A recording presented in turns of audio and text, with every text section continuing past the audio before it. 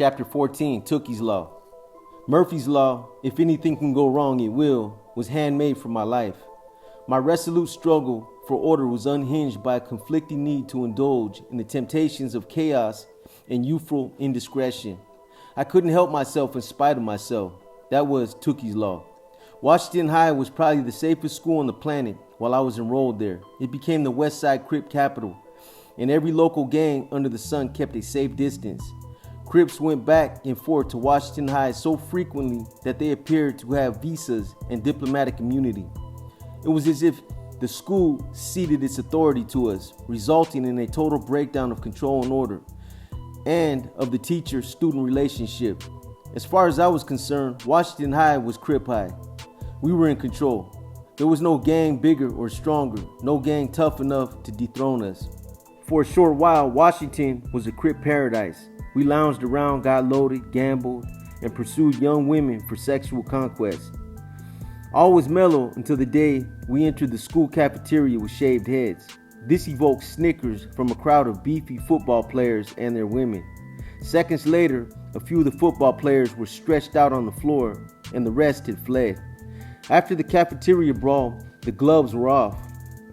All guys were potential prey for us, in particular football players. It was a training ground for Crips, honing their thuggery at school and then venturing out to maraud others, block by block, until then mile by mile throughout South Central. Like locusts, we swarmed and stripped people of their valuables and then melted quickly away. Leather coats and jewelry were the hot commodities, as precious to us as ivory and animal skins were to blacks in Africa. Our activity created schisms throughout our community, between parent and child, church and child, school and child, society and child. I'm certain that even the angels wanted no part of our forgotten generation. Everybody was caught off guard by our rapid expansion.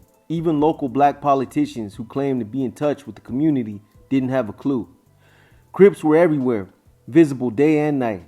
There was even a song, Crip Dog, played on Los Angeles area radio stations for a short time during the mid-1970s. Bonded by our commonality, low economic status, the Crips became my family. I placed Crip above and beyond all else, even my life. Survival in this community meant slim pickings for a black youth such as myself, but as a Crip, I could strive to be legendary. It was my intent to make Crip and Tookie synonymous, a match set and a terrorizing force among every black gang in South Central. My lack of anonymity and my obsession to be recognized enabled the school administration to identify me as the West Side Crips leader named Tookie and expel me. It was a blow to my ego to be thrown out of a school I was supposed to reign over. The following week, when my mother entered Fremont High School for my registration, there were East Side Crips everywhere calling Tookie, Tookie. My mother looked puzzled and asked, "Who in the world are those hoodlums dressed like you?" When I said, "They're my cousins," she shook her head and shouted back, "Boy, I know all your cousins. They aren't any of my sister's kids." I wasn't about to tell her that this school was the East Side Crip capital, that those hoodlums were my relatives of a different kind. The very next day, in the first period, a counselor escorted me out of class to the principal's office. It had been brought to his attention that I was Tookie, a known troublemaker to most local schools, and that I was a close friend of one Raymond Washington, another unruly youth who hung around the school.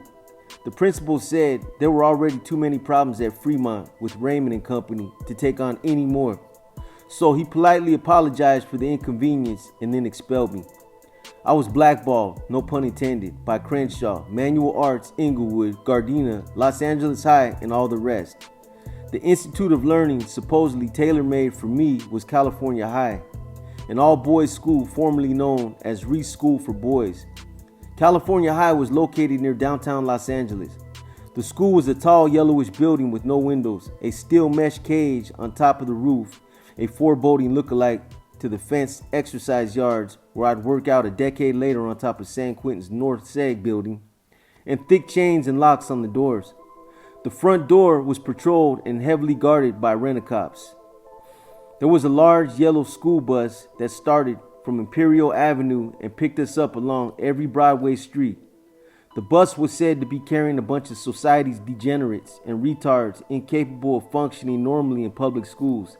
Actually, The bus didn't faze me. It was the school I disliked. There weren't any female students. It reminded me of the Job Corps, Camp Rocky, or Central Juvenile Hall.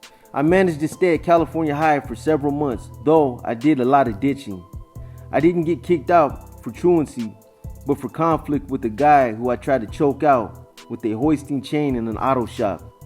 The teacher who intervened stammered with a Jamaican accent and jabbered about solidarity, unity, honor, and black power. I couldn't tell the teacher the other guy had pulled a knife on me at lunch, and this was my payback. After this incident, there were no more schools in the city willing to accept me. I'm sure my mother missed the old days when biblical punishment was in effect, but that ended at 15 when I was strong enough to catch her firm hand in midair. No more thick switches, leather straps, extension cords, or locking me outside the apartment. Now she ordered me to find a job, but where and doing what? Each morning when I left the house, it wasn't to hunt for employment. I was looking for gangs, leather coats, and women. The Crip evolution had me spinning in fast forward. While mobilizing and expanding, I forgot that back at home on 90th Street, I had befriended two brothers, Ronnie and Donnie, who had influence over 30 or 40 other youths, mostly relatives and childhood buddies. They were jolted with excitement when I revealed that their buddy Stan was actually Tookie. Donnie whispered, "That's Tookie of the Crips, right?" I told them we were the West Side Crips, and there were Crips on the East Side and in Compton. When I said, "I want you both to be a part of our Crip family," they looked at one another with huge grins. Then Donnie replied, "Of course, we've been waiting for this." Ronnie, Donnie, and their homeboys would become known as the Budlong Street Crips. Though my own recruiting efforts were beginning to taper off, my homeboys had the good judgment to enlist whoever they felt worthy of being a Crip. But hordes of other youths would track me down to enlist in our youthful army. I recall walking down 90th Street toward Budlong with a group of homeboys when two youths approached us, identifying themselves as Big Bam and Buck. When Bam asked which one of us was Tookie, Buddha, cradling his gun, said, "That's Tookie right there. What's the problem?" Big Bam eyed Buddha for a split second. Then, like others before him, he expressed interest in being part of the Crips. En route to St. Andrews Park, I planned to take Bam and Buck into our junta against other gangs. Recruiting was a natural process for me.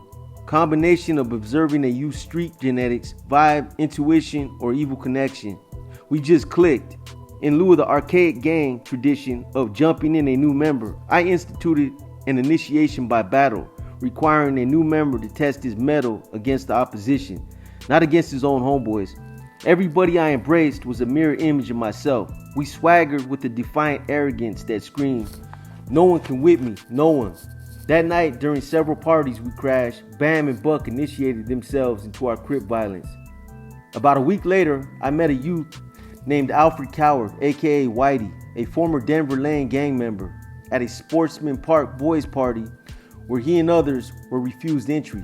After my homeboys and I demolished the Sportsman Park boys, I introduced myself to Whitey. "By the way, my name is Stan, but my friends call me Tookie.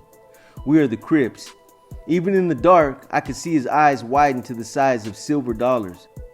That evening, Whitey participated in a Crip stomping of the Sportsman Park boys that earned his way into our youth army.